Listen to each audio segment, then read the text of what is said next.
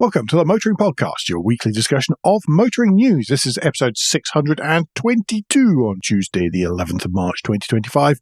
Hello, I'm Alan. Hello, I'm Andrew. And this week you'll hear how stickers are a sign that something cannot work. In new car news, you hear about a winner. And in points of interest, you will want to attend at least one event this year. And we go straight into the new news. And because it's the beginning of the month, that means Alan has to line up the sound of the swinging cymbals, etc., etc. The sign of the swinging cymbal, yeah. Or actually what I have to do is deal with the SMMT's new font. Yes. Welcome to Font Grumble Corner. Both of us are... It's awful. No, it's not good to read.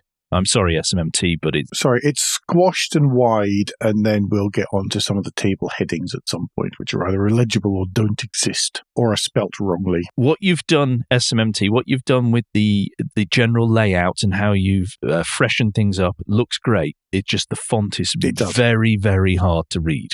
It is. Anyway, new car registration February 2025. There were 84,054 new vehicles registered. That is down 1% year on year. 1% is not really much in a February. 84,054 is not a high number anyway. To break that down by fuel, we'll start with that. Petrol vehicles, 39,865. That's 47.4% of the total number. Well, petrol powered, that's down 17.3% compared to last year. Diesel, 4,241 new vehicles, down 15%. Hybrid electric vehicles, 11,431, that's up 7.9%, and forming 13.6% of the market share. Battery electric vehicles, 21,244, but we'll talk about that a little bit later, up 41.7% on a very small number, because it's the smallest month, but ultimately taking 25.3% of the market share this year. Plug-in hybrid electric vehicles, 7,273, up 19.3%, or 8.7% market share. Who bought them? Private sales, 29,947. That is up 4.6% on the same period last year.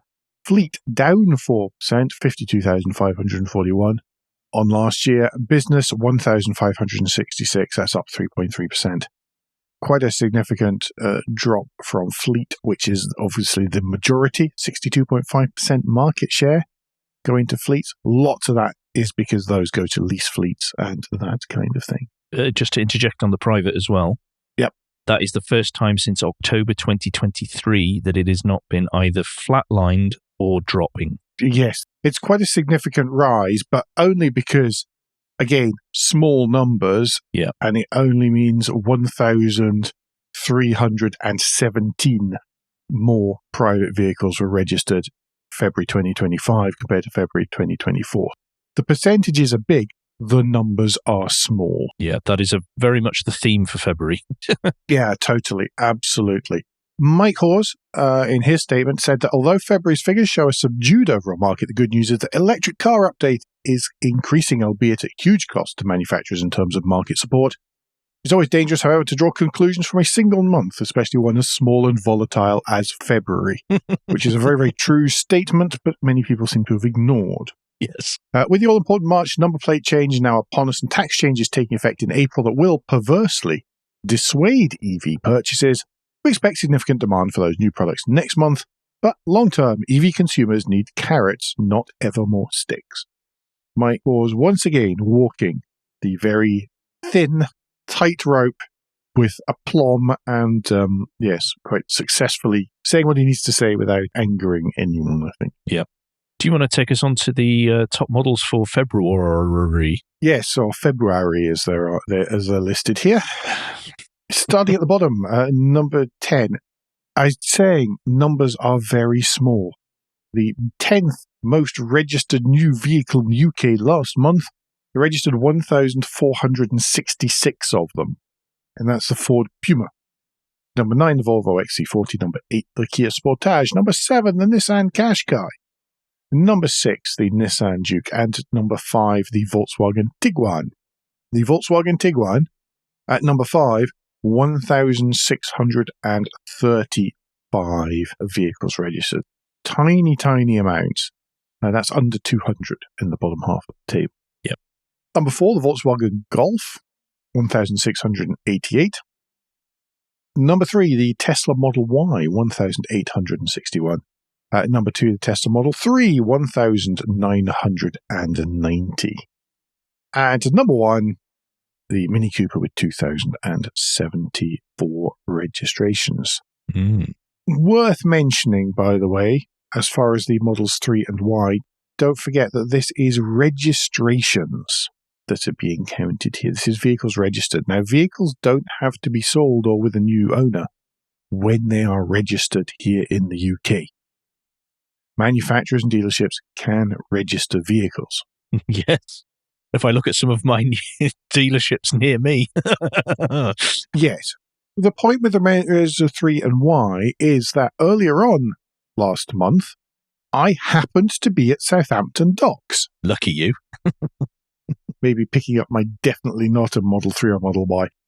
And it did strike me just how many Model 3s and Model Ys there were stacked up in a multi-storey car park worth on both sides of the roads, many of which were registered. What I'm trying to say here is they registered a lot of vehicles. Yeah. There's a quarter end coming up. Mm-hmm. They always do that. That's what Tesla does. They register months loads of vehicles in one go. Mm-hmm. And they don't care about the new registration changes or anything like that when they do it. March is going to be, I predict, well, first of all, I think all electric vehicle registrations will go up dramatically because the luxury car tax comes in on the 1st of April. But 2, it's the end of quarter for one American company who we may or may not have just been discussing. So I expect to see an awful lot registered then because of that too. And they need to get them out as much as possible here because, of course, other countries, then you can't register the vehicle until it's sold, until you're the owner. You can't pre-register cars in, to take a hypothetical example, France. There is always that ability to do that, to bolster the overall Tesla numbers in Europe because they maybe need to do that, but it doesn't necessarily mean that they have been sold. Yeah. That, by the way, has happened with many, many other manufacturers as well. It's just that everybody made a big deal about Tesla.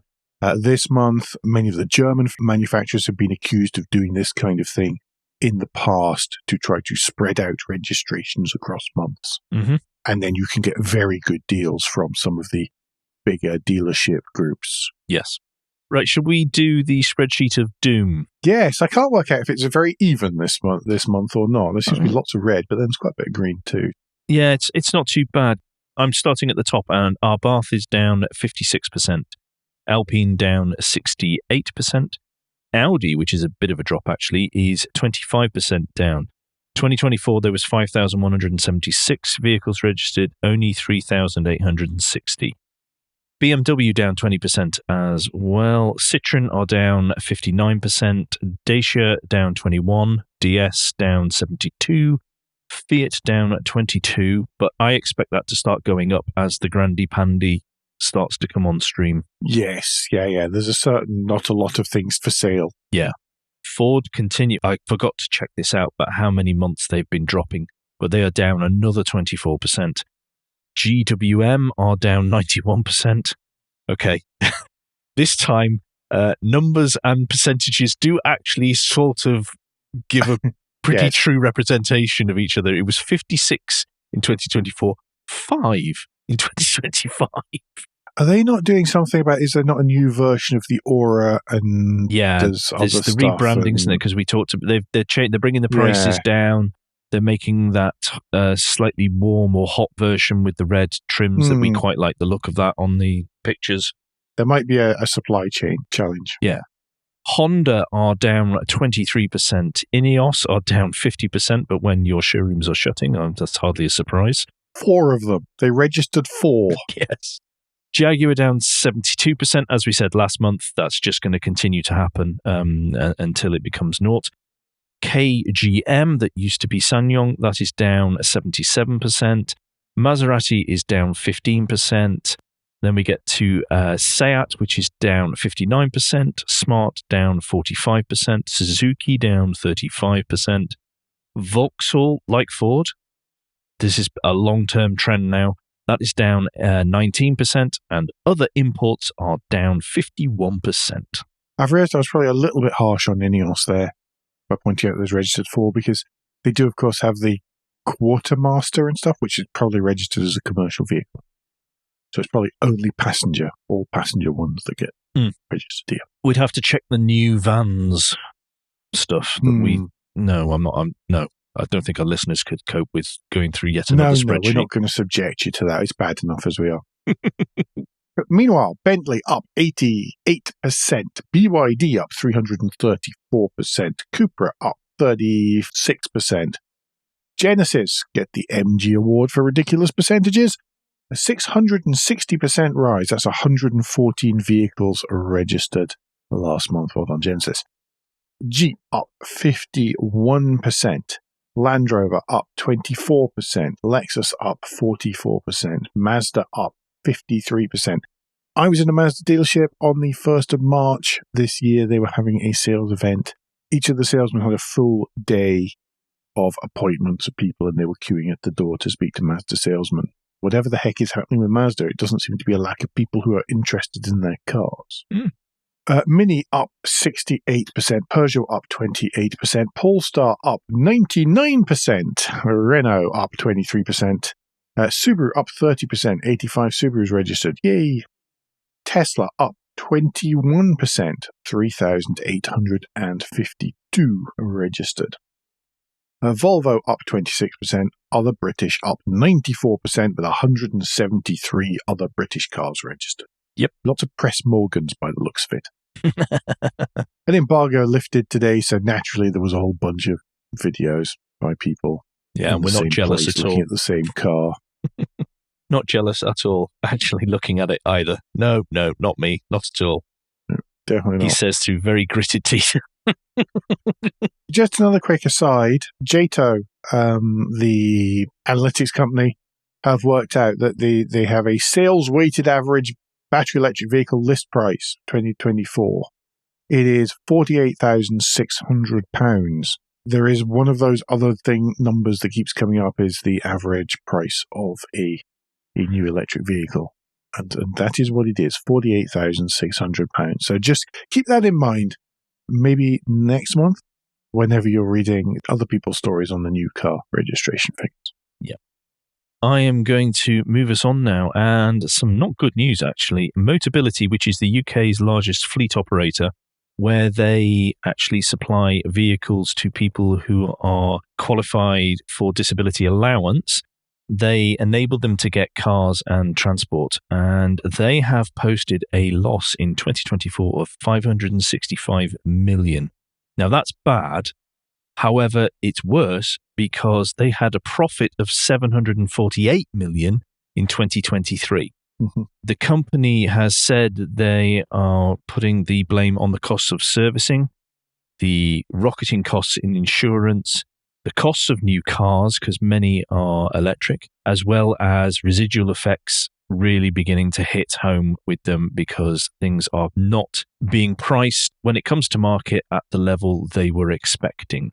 All of these are things we have discussed many times on this show, and these are things that certain sectors of those who are in favor of EVs refuse to admit is reality and say that it's fake news, etc. And I think we all have to grow up and realize this is reality. MOTABILITY is really important for a couple of reasons. One is that it's fantastic, the charitable side. It's a fantastic resource for people who otherwise couldn't necessarily get around on their own or with the help of their families. MOTABILITY essentially came in and replaced the Invacar. Yeah. So that normal cars for normal people, basically. That's the first thing. The other thing is that because MOTABILITY has to deal with all of the different aspects of ownership, the tax, the servicing, the insurance, the breakdown cover, tire, windscreen repairs, all of that kind of stuff, which is slightly different to many of the lease companies, then it's a very good analog for the rest of us. Yeah. Normal people doing normal things with cars, but not treating them like rubbish or not company cars and that kind of thing. When they're saying that all of the prices for all of these things are all soaring, when they also have the ability to negotiate big discounts, big everything, because they are the biggest, are they now the biggest fleet in the country? It says here that's the biggest fleet, and it says they have 815,000 cars. As I'm saying, it's a very good analog for the rest of us. And so when they're saying that kind of thing, and of course they have buying power and spending power and these kind of things, we should take note. We should take note because it reflects on all of the rest of us. It is very much a real picture. Yeah, that's what I'm trying to say. Well, fingers crossed for that one. Hopefully that improves for all of us. But yeah, what they're going to have to do in the short term is they are going to have to put some of the prices up a little bit, but they're trying to keep it as manageable because these are people on getting disability payments, so therefore they're not exactly swimming in cash. No. But do you want to take us to the EU? Oh, happily on many levels. Yes, EU is taking a look at CO2 targets. After the car manufacturers have jumped up and down and gone, panic, panic, panic. Well, they're taking a look in response to everyone going, we can't do it. Or something along those lines, but possibly a little more professionally. They're going to release a Future of the Automotive Industry bill tomorrow, which is the day that this comes out. Because the EU have got the EU Automotive Action Plan. Yes. It's just so good, isn't it? Well named. You want to be part of an automotive action plan. What they are looking at are the CO2 targets. According to Ursula von der Leyen, they're trying to sort of walk that tightrope between not punishing the people who've actually done their homework and are actually starting to achieve the targets, but at the same time trying to make sure that those who aren't there yet aren't being punished to a degree that would bankrupt them and would put a lot of jobs and therefore economies at risk. They're trying to balance that. And they're saying, well, maybe you'll be able to average out fleet CO2 levels as long as it averages over a number of years, but it has to still sort of meet a target here. Yeah, they've got 3 years to still meet the same target overall. Yes. Ultimately, it should all balance out. The other thing that is part of this is pushing hard on autonomous driving. Ugh. Now, we both love that kind of statement. But what they're going to do is we need a big push in software and hardware for autonomous driving, said von der Leyen, adding that the Commission will refine the testing and deployment rules and help launch large-scale pilots for autonomous driving. There's, of course, a bit of a buffer in here between this kind of thing and it actually happening in real life, and that, of course, are the individual countries where people do want to do the testing, be involved, and allowing it.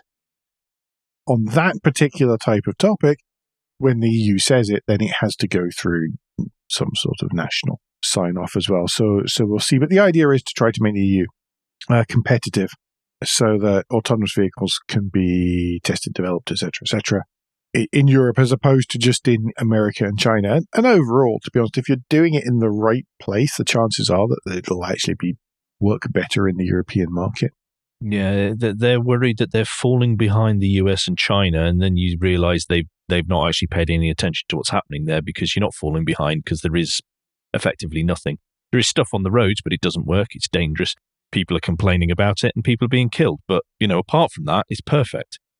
One of the other things they've wrapped up in this as well is they want to do more testing on public roads, not just with automated driving systems, autonomous vehicles, but also with the ADAS stuff.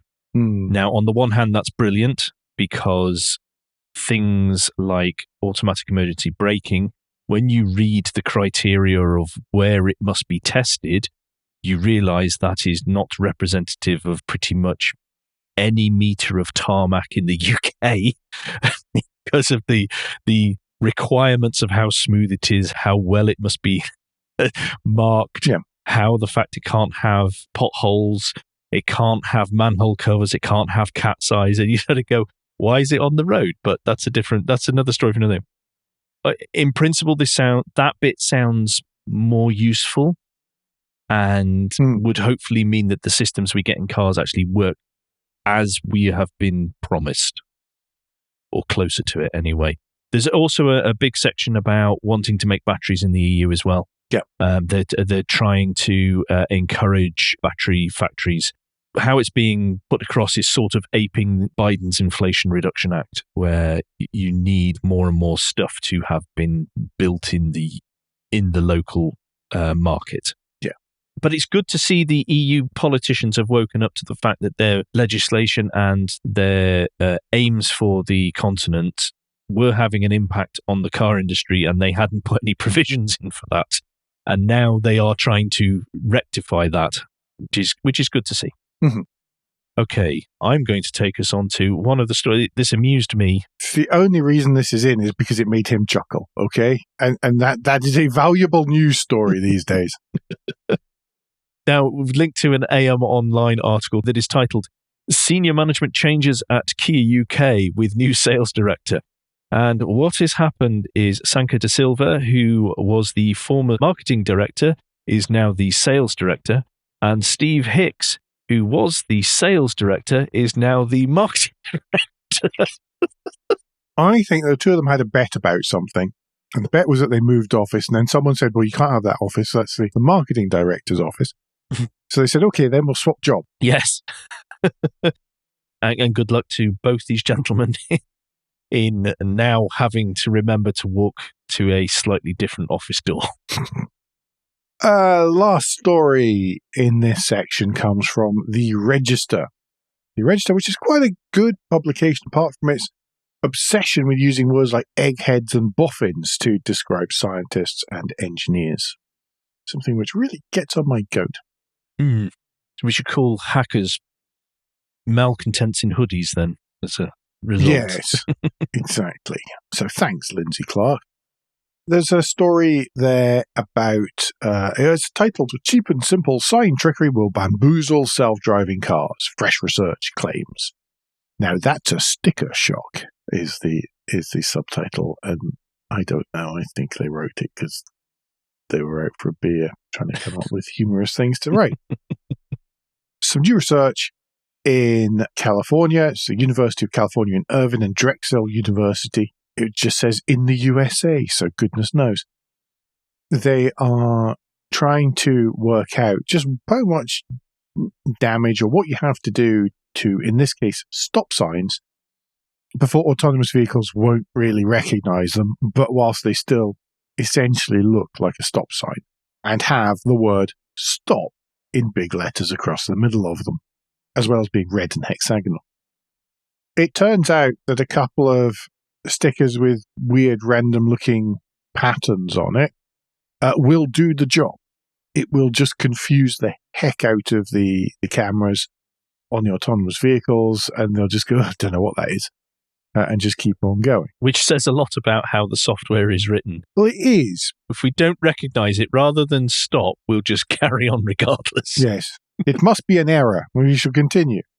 It's because it's not, despite people going, artificial intelligence. In this case, it's really machine learning, in which case you have to go, this is a stop sign, this is not a stop sign, this is not a stop sign, this is a stop sign. And if it varies from those, then it doesn't necessarily get it, to be honest. There's a paragraph in here that says the tech behind the AI algos, object identifiers, image classifiers, and the other sensor information used by self-driving vehicles to squire humans around has developed in leaps and bounds, but computer vision still misses some of the trillions of context clues gathered by a human eye attached to a meatbag's brains from years of observed human life and perfected over millennia of evolution. The human brain might reason, for example, when it sees a sticker on a stop sign, oh look, that piece of street furniture is the right size and shape to be a stop sign, but there's a sticker on it. Yep, some idiot has defaced it. I'll stop the car at the sign anyway. And that's exactly what we're talking about, the autonomous vehicles not necessarily doing that. It's quite an interesting article if you can get over the boffins and egghead stuff. But for me, it just perfectly outlines and well, it makes super clear to anyone who wasn't clear before that the development process and the development angle that has been taken by the industry will never, ever work. No, it can't really. On which happy note, let's move to Guilt Minutes, the quick break in the show where we ask for a tad of financial support to keep the lights on and the hosting running. If you feel that this monitoring podcast is worth a small consideration every month, then you can become a patron. Different levels of patron include different levels of commitment from us to you, including being able to watch the show recorded live. We also have a small range of merchandise in our spring store, from stickers to mugs and t-shirts. If you don't have any spare cash, and we completely understand, then you can help us by following for free from a podcast player to receive every show as they're released, or by liking and rating the show, whatever way your podcast supplier lets you. If you've done all that, and some of you do so, thank you very much. Then the last thing you can do is to recommend us to your friends or colleagues. Thank you, everyone that does. Very much appreciated. And we are into a new car news, and we start with the Volvo ES90, which is their top-of-the-range saloon/fastback. Not an SUV. Yay! They've got the EX90 for that. This is going to go up against, it is expected, the likes of the BMW i5. When it's fully tricked out with the right configuration of battery packs and motor configuration, the range is expected to be a maximum of 434. Even if you get it on the leased version, it's expected to be around about 400 miles as well, which is good. Mm-hmm. However, it should be, because they are expecting it to start at about £70,000 and then up to £90,000 for the top spec Ultra. Don't think any of them are going to be particularly hair shirt spec, though, even at those prices. No, it does talk about in this Autocar article, because they do chat to the designer, I think, in here. Yes, they do. Jeremy Offer, who is the Volvo head of global design, but they do talk, as well as to the engineering boss, Anders Bell, about what they're aiming for with this Volvo.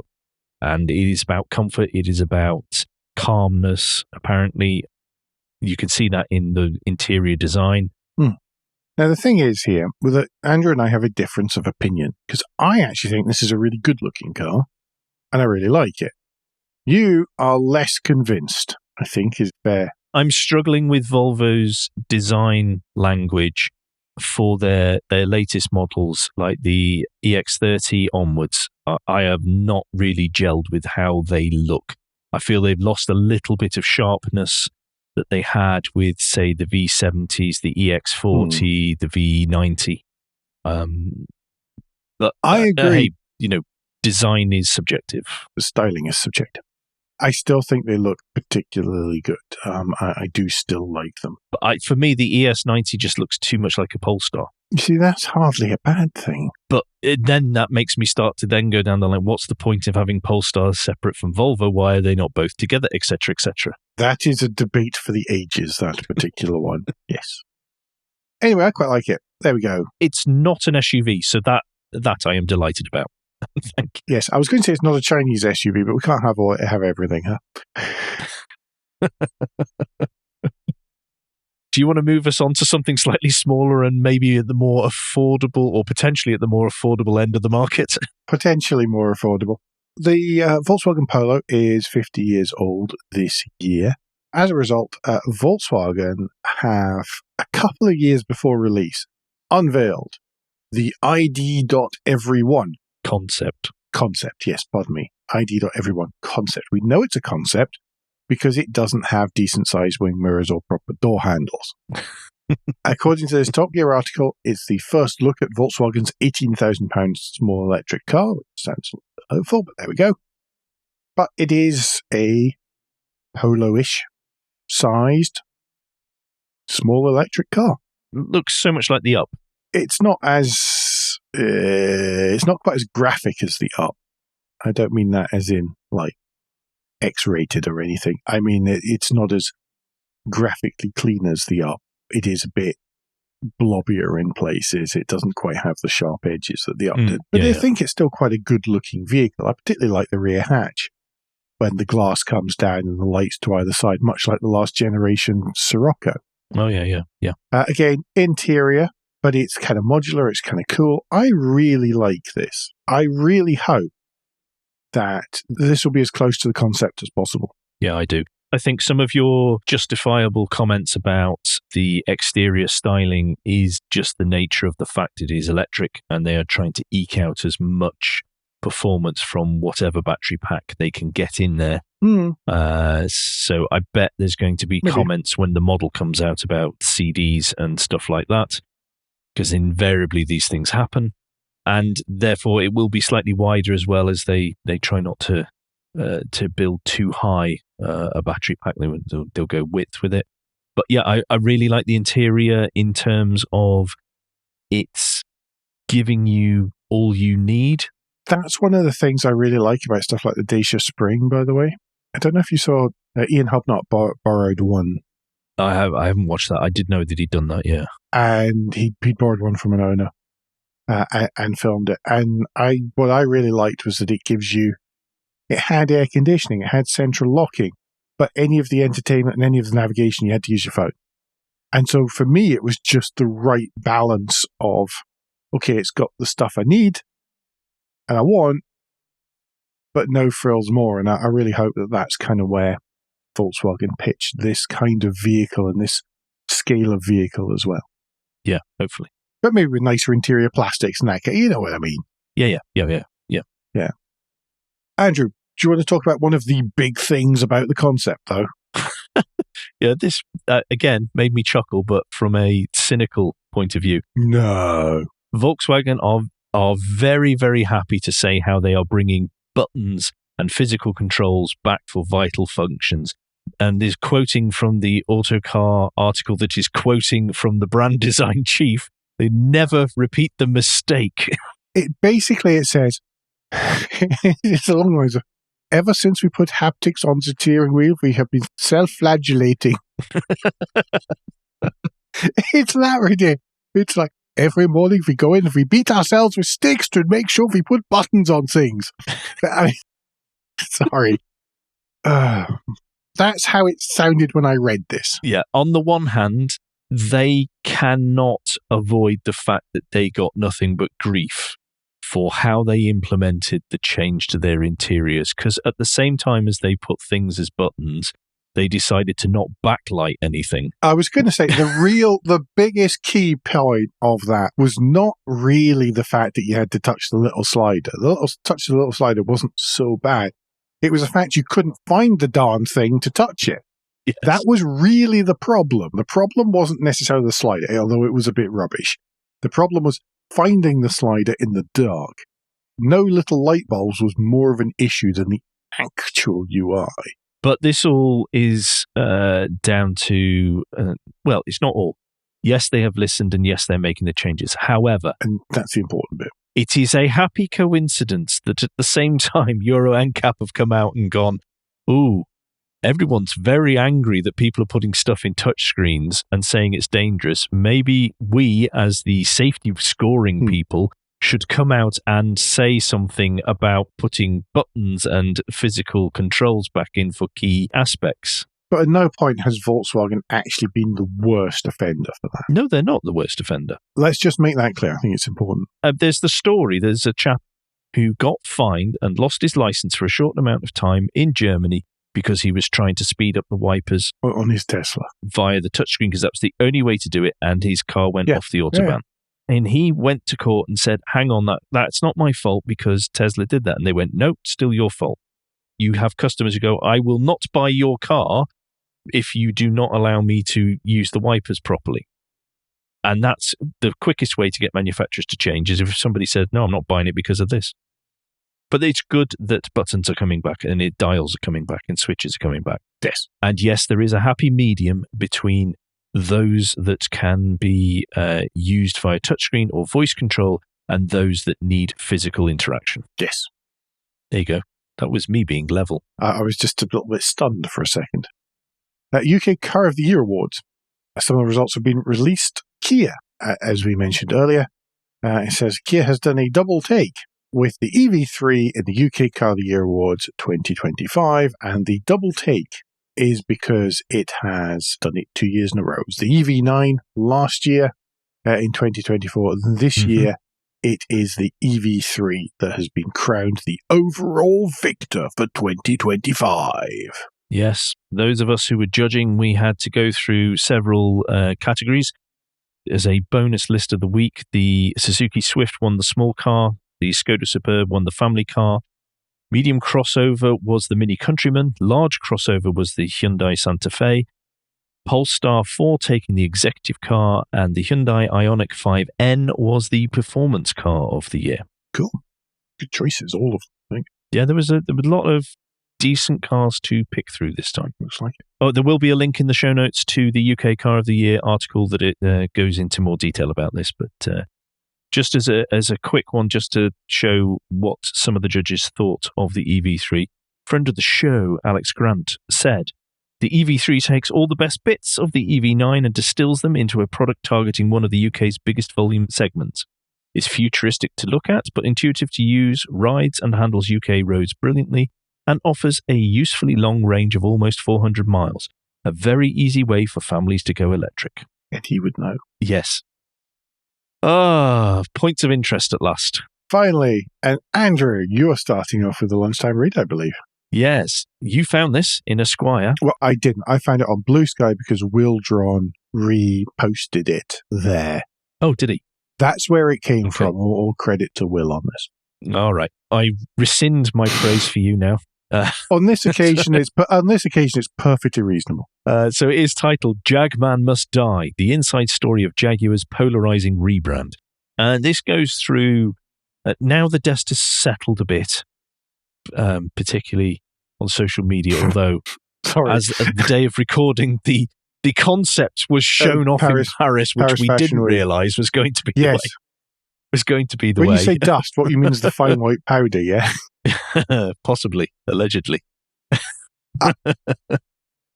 But this talks about what the rebrand, how it came about, what it's been about.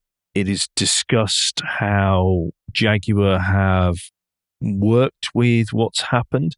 However, it does show in there, I feel, and I think this has been one of the reactions that surprised me the most, is how unprepared Jaguar appeared to be for any negative reaction. And I'm not talking, because you don't get prepared for the homophobic, the racist, the garbage. I was going to say that the thing is that there's a certain amount of, just because you don't like the style of the advert doesn't mean you're a racist homophobe. Yeah.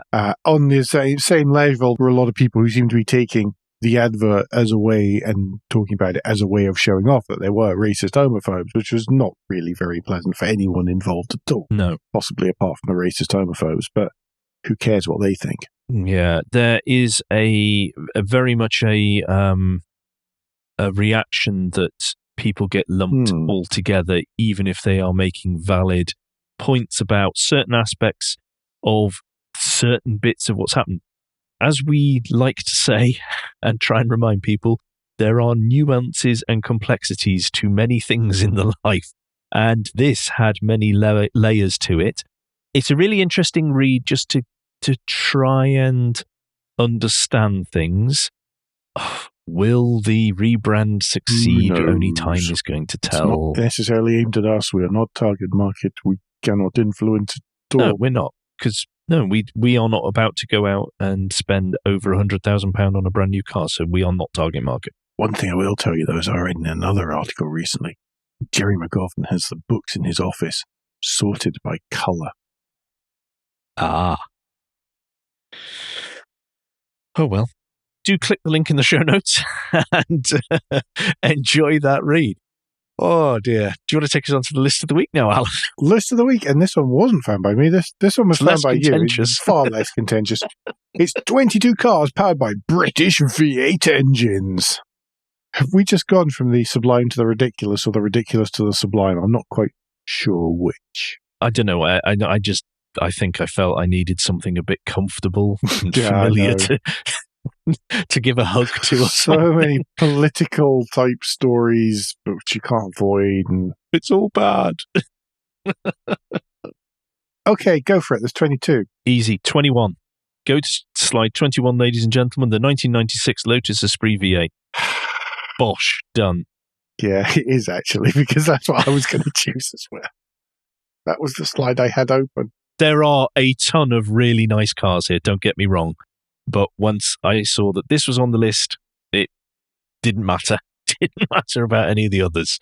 Yes. An English teacher at school had a Rover 3500, a P6, which was blue. get a fake set of number plates made up for it that read Watt 50N. Which, had photos with them on, and then they were actually up in the porch of his house. Yeah, it was very cool. I've always liked those. The British Citroen DS. There you go, if I had to choose one. Okay. Do click the Classic and Sports Car link in the show notes and have a trawl through and remind yourself of some of the more wackier cars that ended up with the British V8 in it. It's a cracking list, actually, because there's lots of very varied things and lots of ones you go, oh, I forgot about that. Yeah. It's a good one. So that leaves the And Finally this week, Andrew. It does, and we are recommending, because I have seen, thanks to Hubnut on Blue Sky, I have seen that the tickets are available to buy for the Rustival in 2025 event. It is on the 30th of August, starting at 10 a.m. and finishing at 3 p.m., and it is located at the British Motor Museum at Gaydon. There is a link in the show notes to the British Motor Museum's website where you can book your tickets. The prices are not outrageous by any stretch of the imagination. It's £17 for an adult, £7 for a child. And that includes entry to the British Motor Museum as well. Yeah. Which is really good. This is going to be wonderful. What I have also done to remind you of how great this will be is put links from Hubnut, from iDrive, Classic Cars by Steph, and Furious Motoring with Matt. There is a link to each of their reviews of Rustival 2 from 2024. Mm-hmm. Bonus lunchtime watch. Rustival and Rustival 2, I've heard nothing but nice things about it as a thing. Yes. Because it's been created by people who go to shows, for people who go to shows, which seems to really be quite reflected. Yes. I've heard lots and lots of nice things. So I should really get my finger out and get my ticket, because of course it's kind of hard for me to get to the last two. Now it's only moderately difficult. It's just excuses, Alan. Yeah, I know. Always flown to Birmingham. And that, I think, is us for this week. I think it is. Obviously, we'll be back next week, but don't forget that between now and next week, you can give us any feedback, share your thoughts of the show at motoringpodcast.com on Blue Sky, at Motoring Podcast on Instagram and Facebook, and on the contact page of motoringpodcast.com, the hub of all our activities. Remember, you can support us financially via Patreon, and please leave a review and rating on Apple Podcasts, YouTube, or however your podcast app lets you do such a thing. Andrew, what's the best way to get in touch with you? Best way to get in touch with me is via Blue Sky. If you search for Crack Windscreen, you should find me there. Or if not there, then I am on LinkedIn under my name. And Alan, if people want to get in touch with you, maybe to remind you to get your Rustival tickets, what's the best way for them to do that? Blue Sky is definitely the best. Where I'm at AJP Bradley. That's BRADLEY. We will, as always, be back soon. But until then, I've been Alan Bradley. I've been Andrew Clues. And safe motoring.